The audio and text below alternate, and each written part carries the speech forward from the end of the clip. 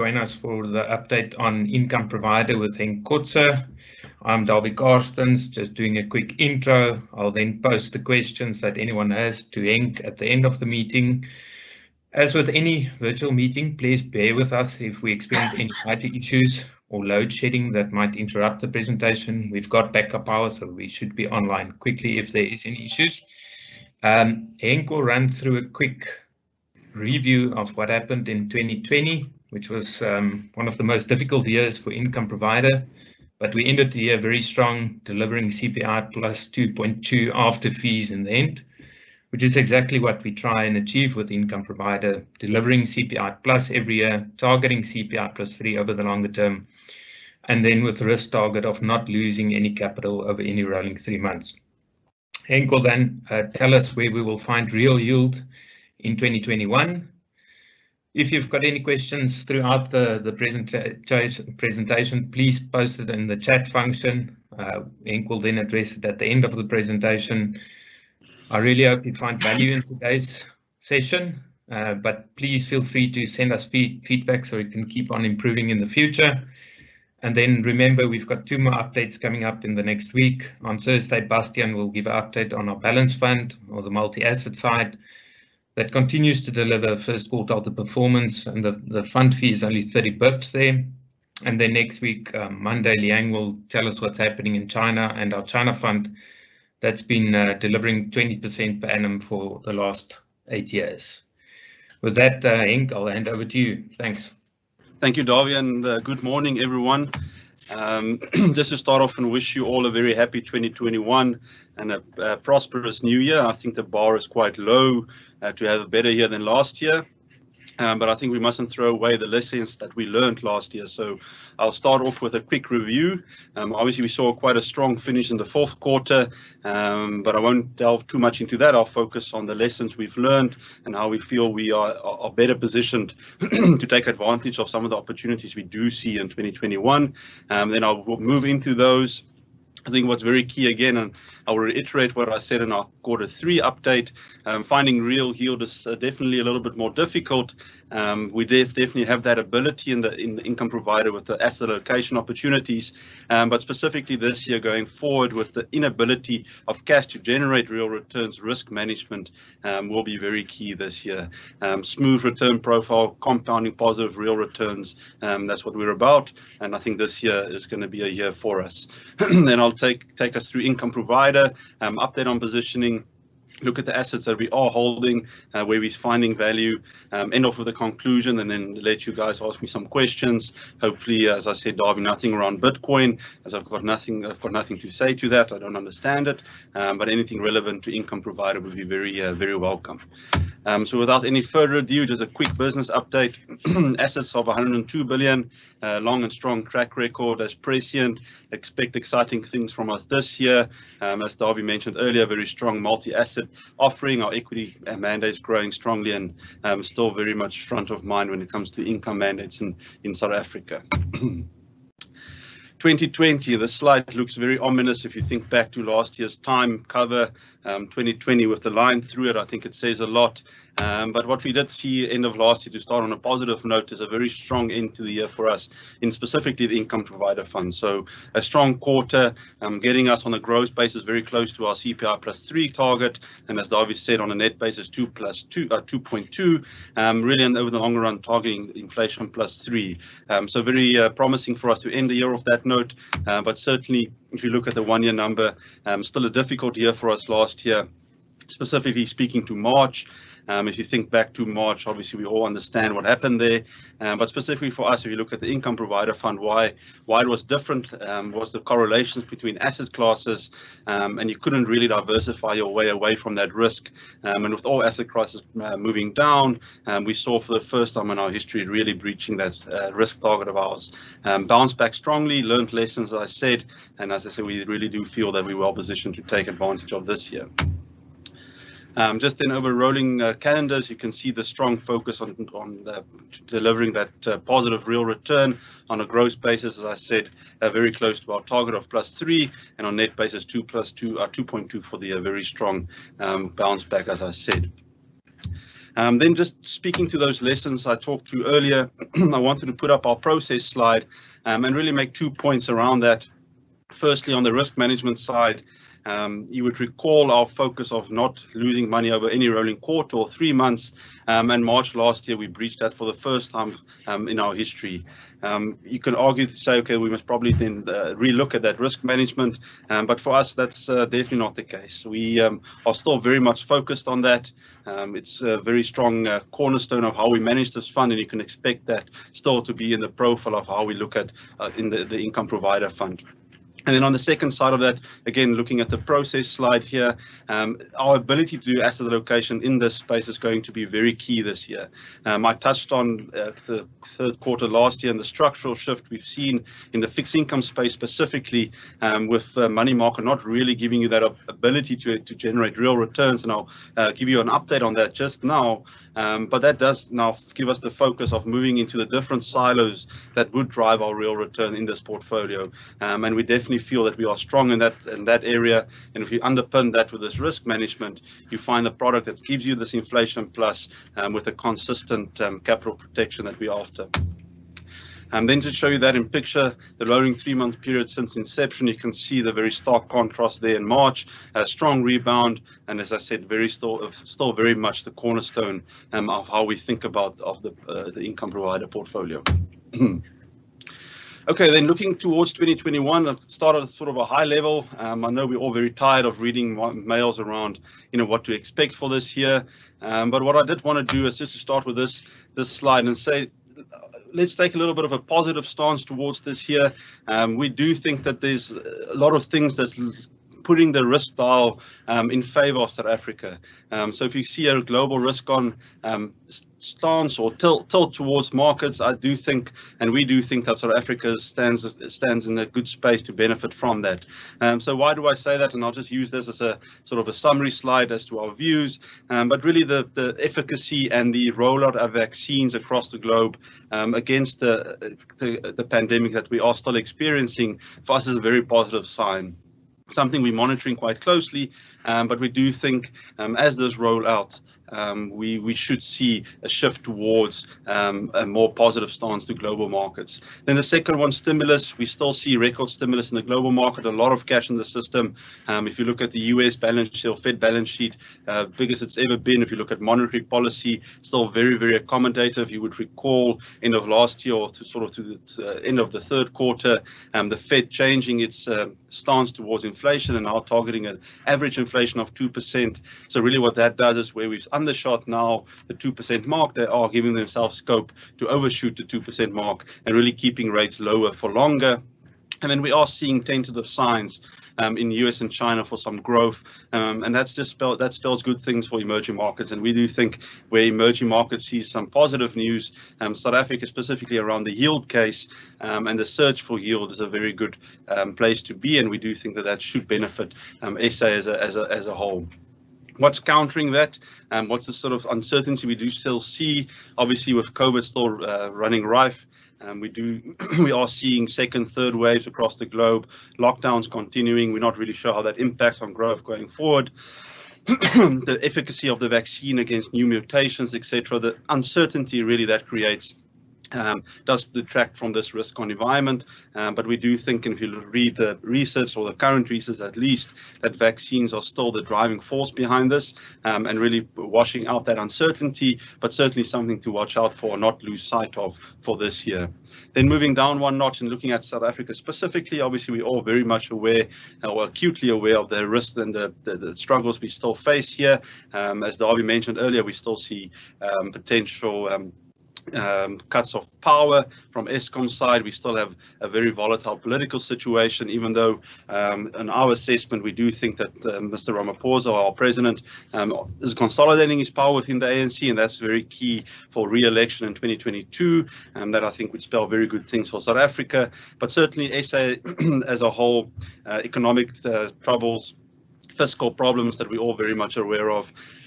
So uncertainty in SA, but what we do find is that the global sentiment usually outweighs that SA sentiment, but something definitely to still be aware of in the SA context. And then global risk, I highlight there, change of the guard in the US. So what would the Biden administration mean for markets versus a more pro-market Trump policy?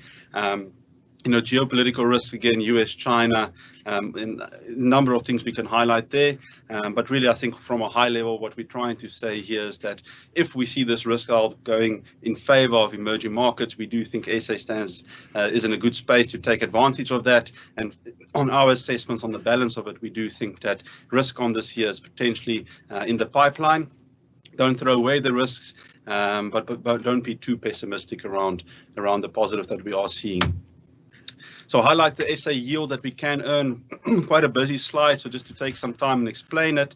So what we've done here is if you're a dollar investor or global investor investing into emerging markets, and then specifically taking the 10-year bond yield, the blue bars is the range that if you hedged out your currency, so you buy the 10-year dollar, the 10-year yield in the local currency and you hedge out that currency back into dollars, what yield would you be earning? So the range in dark blue, the triangles being the average, and then the green is the latest points. And what's very clear here is that for an investor looking at yield in the global context, with yields being where they are, where they search for yield, SA stands out. So we are the highest earning, or you would be earning the highest yield in South Africa across the emerging market complex, even if you hedge out your currency. For us, that's a very, very strong tool. And as I said, we've seen it more than once, where there's a lot of negative sentiment inside South Africa, where the global context, if it turns positive, outweighs that, and we actually see our markets do well in that context. Then looking at our local bond yield curve, and you would have heard this story more than once before, but we do still have a very, very steep yield curve. And what do we mean by that is the front end. So the shorter dated maturities is yield compared to the back end of the curve. The difference there is the highest it's been in a very long time. We've used 2016 an example, then you can see how very monoline that was compared to the value that we see now in the yield curve. So what this really means is investors are being compensated, getting paid fairly for taking on some term and duration risk in the SA context. Then putting that into numbers, if you look at the total return you could expect from owning bonds in the South African market in rands over the next 1 year, that's the blue line in the middle, you can see for the different tenors in the bond curve, very attractive returns that could be had from the bond space. Yes, some volatility, and what we find if we look at our risk return assessment for an income fund, the front end of the South African bond curve, very attractive for an income investor. Even if we had to see the negative scenario of a % higher move in yields, you would still be outperforming cash in that instance. So what do we really need to see to get this risk style really going for us? And this chart, so what we're looking at here is the global flows into our bond market, or foreign flows, as the market likes to call it, and really need to see the foreigners be the marginal buyer again of South African bonds. We have seen some positive trend in the sort of the first month of this year, with excess of 6 billion rand worth of bonds bought already, $6 billion, apologies. But we really need to see them come back into our market. So if we see this global risk style come in favor of emerging markets, we do expect foreign flows to come back, and that should really spell good things for the South African fixed income space as a whole, the SA market, and specifically for us as well in the income space. What's one risk to all of this? And this is a very profound chart that was done by our multi-asset team, and thanks to all of them. But really it speaks to the procurement of vaccines across the world, and comparing that to your per capita GDP. And really what it's showing us in the lighter orange is developed markets versus green, the emerging markets, and South Africa, unfortunately, bottom left again. That developed markets are winning the race of procuring vaccines, and potentially could see them really getting out of this thing a lot sooner than emerging markets.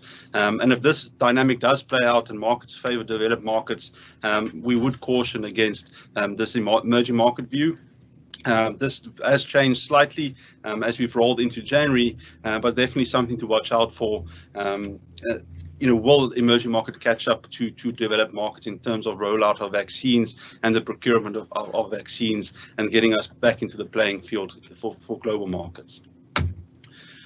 Okay, so then just to reiterate and recap what I said in the third quarter, really around the structural shift that we've seen and how difficult it is going to be to generate real returns from the money market space or the interest rate, the front end of the interest rate curve.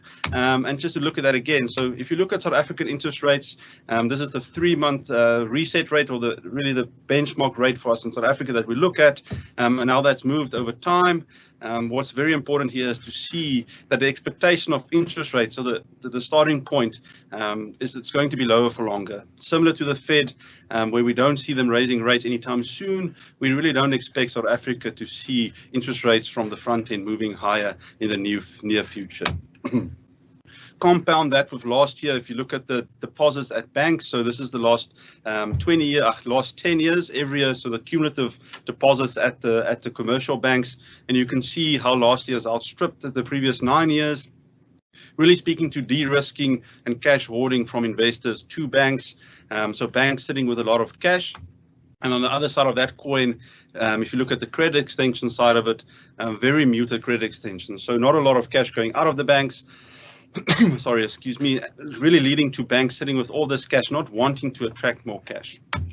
So what does that mean?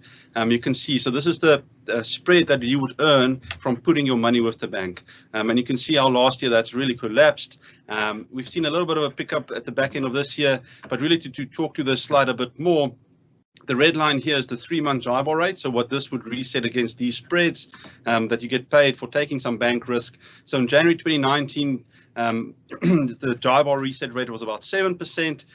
You would earn about 80 points for putting your money away for 1 year with the bank, so close to 8% you could have locked in there. Similar story in Jan 20, around 6.8% yield plus about 80 basis points, similar story. And then if you look at the absolute levels starting this year, about 3.6 plus about 40 points, so 4%. So almost 4% lower on an absolute basis that you would earn in money market at the start of this year. And if you then compare that to inflation and looking at it a little bit differently, so that's the rate I was just talking about in the blue lines at the start of each of those years, so 15 to 2021. That's the expected inflation for that year, and then the green bit is the real return that you could have almost risk-free received for being in cash for that year. And you can see the stark difference this year, just speaking to the inability of generating real returns in the cash space. Then taking that and moving into how we are positioned, and again speaking to asset allocation, that's going to be very key for us this year.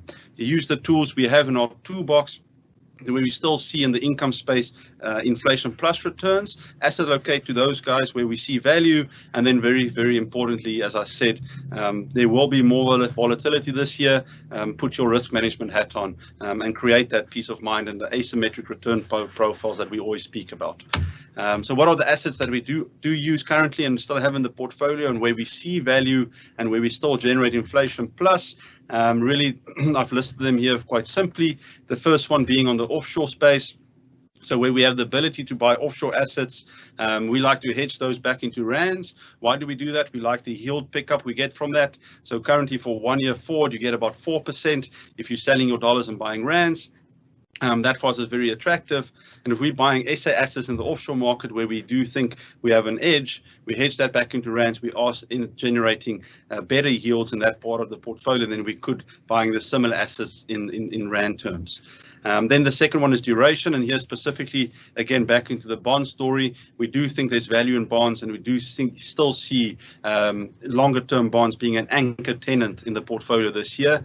I'll speak to some risk management around that a little bit later. We do think that's going to be key, as I said, but still very, very attractive yields being earned. Try and lock in those fixed rates for as long as possible, that way you can earn those inflation plus yields.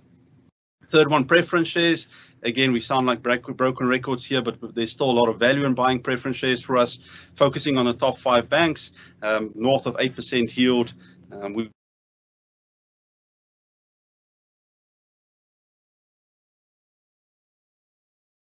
Top 4 bank risk, top 5 bank risk, 8 to 9%. Great asset for an income fund.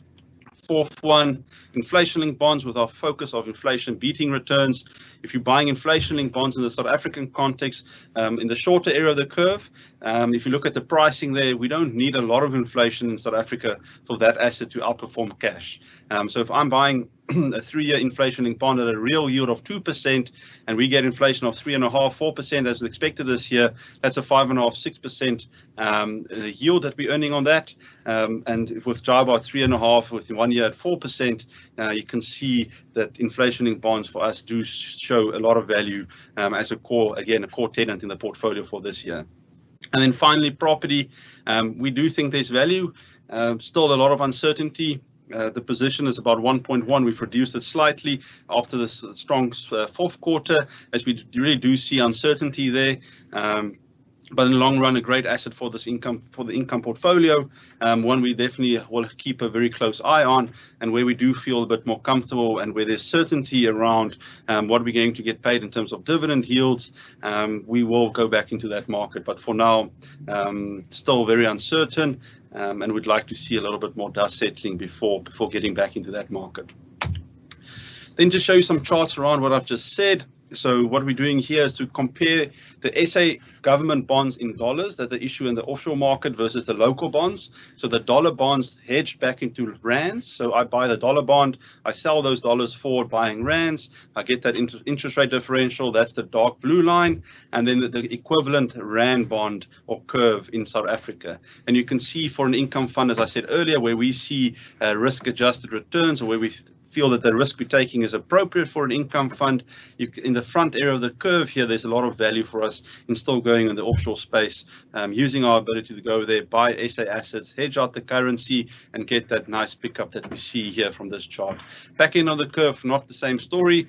There we would say certainly the SA bonds in rands make a lot of sense, and not the hedged ones. Speaking to the duration of the portfolio then, after speaking around the bonds, you can see this is the duration profile of the income provider fund over time, focusing on this back end of last year, where we actually increased our duration by buying some government bonds.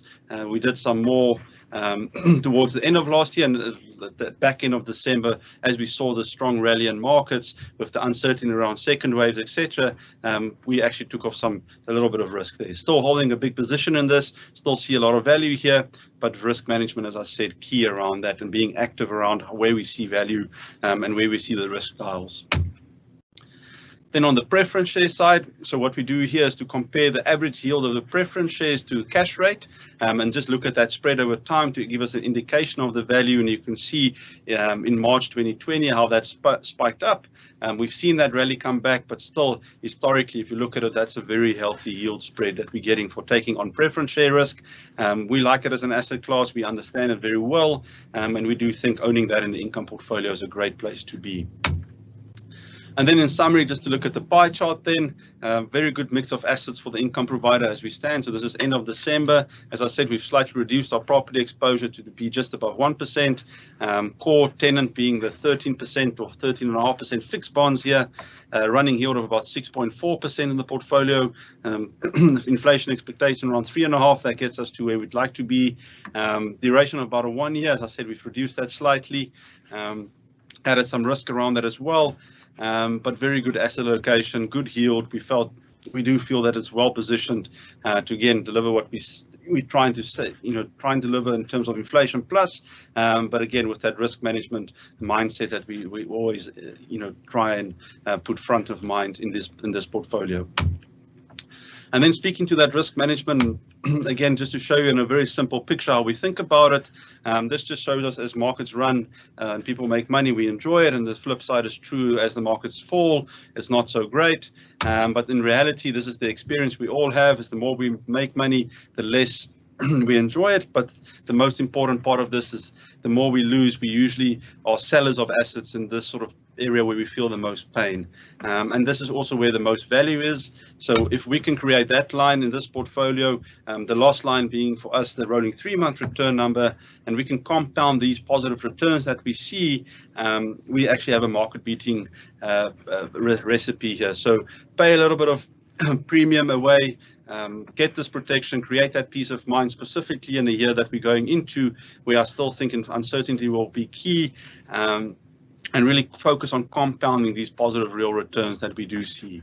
So practically, what are we doing to try and create this? Just want to highlight or reiterate what we spoke about end of last year, but really on the offshore side where we see some risks. This currency option matured in December last year.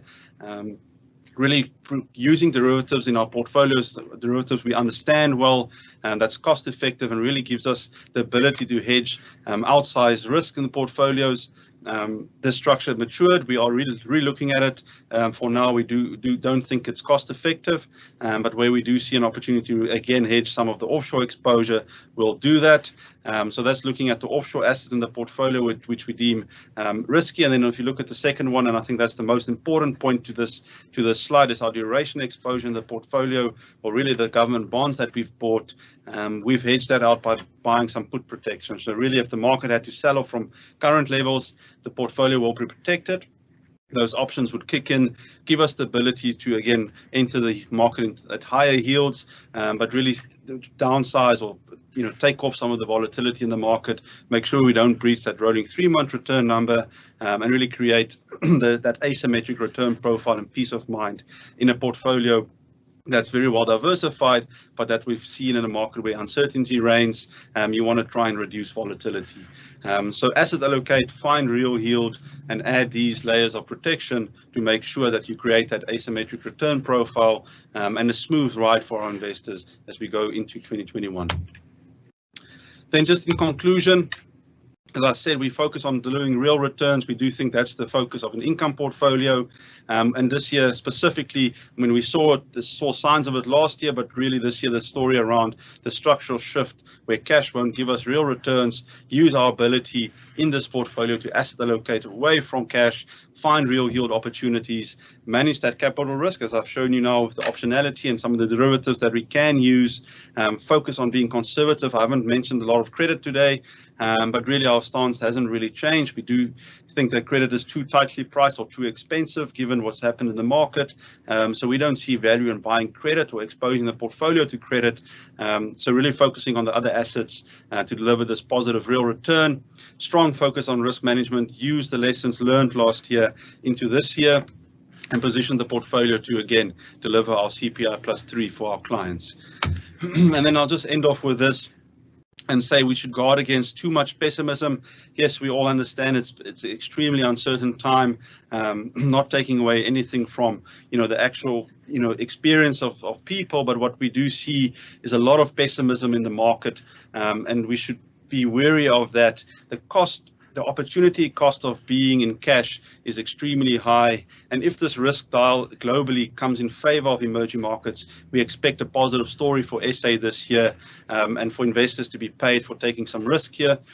So add risk to portfolios, make sure you understand how to manage those, hedge those out, and really hope for a good year in 2021. I like that line. There's a lot of memes around why 2021 would be worse in 2020, and a lot of people saying it still feels like 2020, but we would argue against that, saying we're seeing some green shoots in terms of the risk dial. SA presents a lot of value for global as well as local investors. There's opportunity for real yield. We have the tools to hedge out some of the risks, to create a smoother ride for our clients, and hopefully at the end of this year, we can tell you a more positive story than certainly last year. So with that, thank you very much. Great to chat to all of you again. Hopefully I can see some of you in person this year. I haven't traveled since March last year, which is a bit strange, but stay safe, and I really do trust that it will be a great year for all of us. Thank you. Thank you, Henk. There seems to be quite a couple of questions coming through. I'll try and work through most of them. So I think let's start with the most difficult one from David. It's sort of two questions in one, so please listen carefully. We saw the SARB getting involved in the fixed income market during the crisis in a sort of a mini QE situation. Is it reasonable to expect the cost of government borrowing to eventually rise as the debt situation gets worse after this initial search for yield has driven rates down? And then sort of the second part to the question, what is the probability that the SARB think they can manage the cost of capital by their own QE? And he sort of makes a statement, this surely would be a disaster, question mark. Yes, both good questions, and both pretty difficult to answer. But if you think back to the first slide around a lot of stimulus in global markets, if we look at balance sheets for central banks globally, and you just look at rates globally, as there's risk now towards pro-growth, a little bit more risk starts moving in the right direction that we are starting to see, we are going to see foreign flows back into the South African market. They understand the risk well.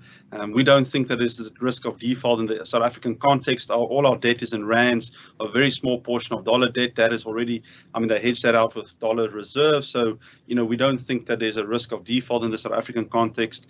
So if you see this marginal buyer coming back into the market being the foreigners, that flow is very, very positive and very strong, and should drive down our yields to more attractive levels. Touching on the SARB, the intervention in the market for us, specifically just thinking around banks and money markets, was very, very direct and acute, and they did a really, really good job there. A little bit slower on the QE side, buying bonds, but when they did start to buy bonds, we did see the market react and normalize. And they do have a lot of leg room still to buy bonds. So with them as a buyer, foreign flows coming back into the space, yields should compress. And if you don't think that there's a default from the government, which we think, and if you recall our chat in Q3, we see a very, very small probability of that for a number of reasons, then owning bonds at 10% is actually a very good thing. We did the maths around this. So if you had to buy bonds now at 10% yield, and you assume this worst case of cost of funding going up, so what we did is say, okay, every 6 months, as you get a coupon payment, it goes up by 25 basis points over the life of this bond. If you get paid, you get paid at par, you actually make more than the 10% that you're buying at currently. So this compound effect of higher yields is very powerful. And even in a context where we do think rates go higher, bonds is not something you should discount. We actually think it's a good case for bonds. But with this global risk sentiment, a lot of cash in the systems, yields globally going to be very close to zero for a very long time. We do think that SA is a good place, and the foreign flow should mean quite a bit for yields in the SA context. So certainly a risk. If something had to change on the COVID side, foreign flows being absent, and we get this 6 billion of weekly auctions coming to market, the local market being saturated, rising debt and costs, etc., is a scary scenario. But we do see already early signs of foreign flows, and we've seen our yields drift back in. And if this do continue, which we do think so, it should be a good story. So certainly a risk, and I think it's good questions. Our assessment of it currently is just that it's probably, we do see the positive side of this rather than the negative side of it. Thanks, Henk. Then 1 year, what is your duration? And in the same sentence, he's put term. So perhaps a good one to clarify the differences between duration and term. Yes. Also good question. So duration simply for us is what we call interest rate risk. So if there's a change in interest rates, what would the portfolio be exposed to? And then on the term side, so that's the average maturity profile of the assets that we own in the portfolio.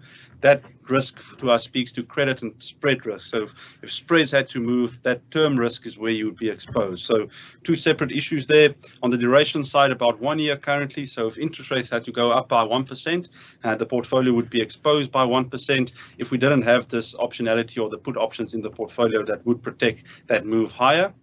And then if you look at our average term of the credit assets in the portfolio, is about 1.5 years. So 18 months, that's a very short term. And that really speaks to our negative view on credit. We think credit spreads are too tight. And if we had to see spreads move wider here, we don't want to be sitting with 5-year assets. You really want to be shorter term. So very good question on that side. Focus on shorter term assets, try and get inflation plus using some of the other building blocks in the portfolio, given the view on credit. I hope that explains it, Darby. Thanks, Henk.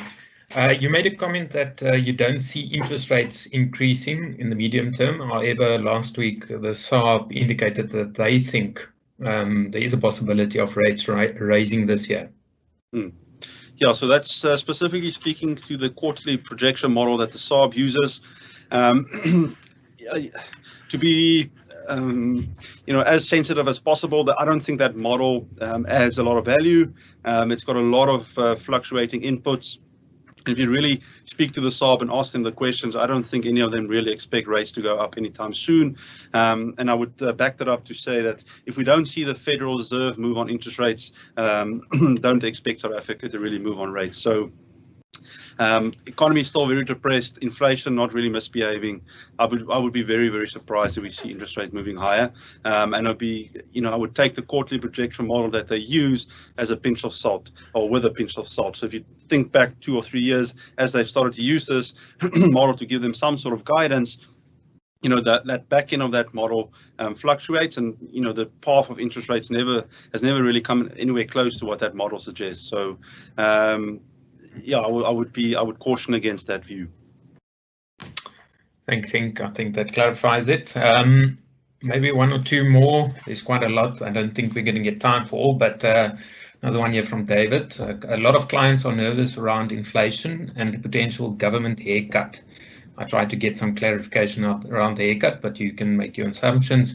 So he further, due to the amount of, sorry, let me rephrase.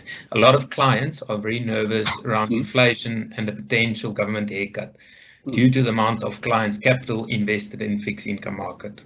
Can you explain how Prescient would manage this process through duration and hedging? What is the worst case drawdown in your fund in a scenario like this? Okay, so I think let's answer the first question around haircut. So my assumption, David, correct me if I'm wrong, is that speaks to a default from the government, that if you're buying bonds from them, you're not going to get your 400 back, you will get some form of haircut. So our view on that is extremely unlikely.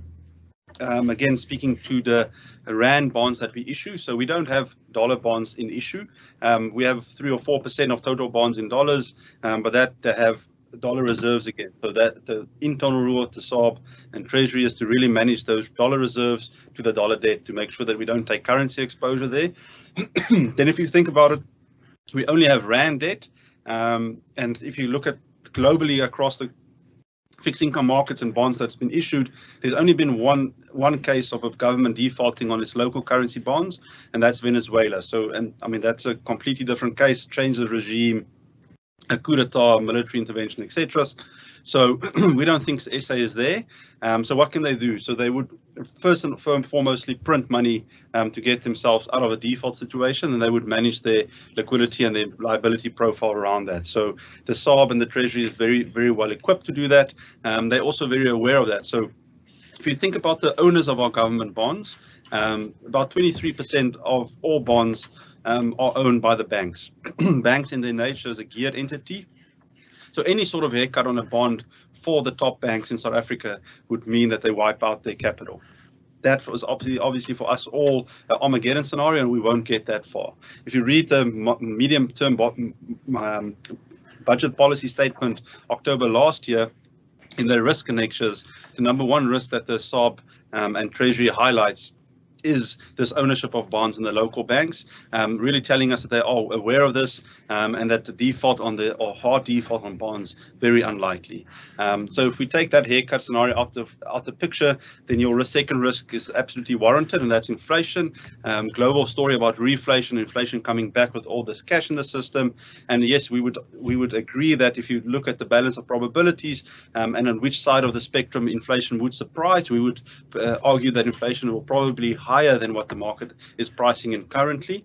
But if you look at the yields we're earning in our bonds compared to where inflation can go to, we don't see rampant inflation really eating up those real returns. So if you take out the default risk and the inflation risk in bonds, and you can live with some of the volatility and hedge that, we do think that bonds are still a great place to be. And how do we then manage that risk? As I said, we focus on derivatives, something we understand well. We disagree with Warren Buffett. We don't think they're weapons of mass destruction. For us, if you look at our track record and how we've managed them, they're very cost effective, they do add protection. And if we had to see a negative scenario around bonds in South Africa, that sell-off would be hedged by the derivatives that we use, really giving the portfolio protection, creating a smoother profile, and then give us the opportunity to buy bonds at those higher yields where we see value. So again, David, great question. A number of things to unpack there, but in summary, no default. We don't expect that. It'd be extremely unlikely an Armageddon for South African financial markets. So if you dispel the default myth, you don't think inflation goes to north of 10%, which we don't, then bonds is a good place. And use derivatives to make sure you can manage those duration risk in portfolios from our perspective. I hope that answers it, David. Thanks, Henk. I think that's all we have time for now. If there's anything we didn't get to, please get in contact with your consultant and we'll get in touch with Henk if need be and answer the question. Henk, thanks for your time and thanks for everyone for joining us. I think until next time then, have a great 2021. Thank you, everyone.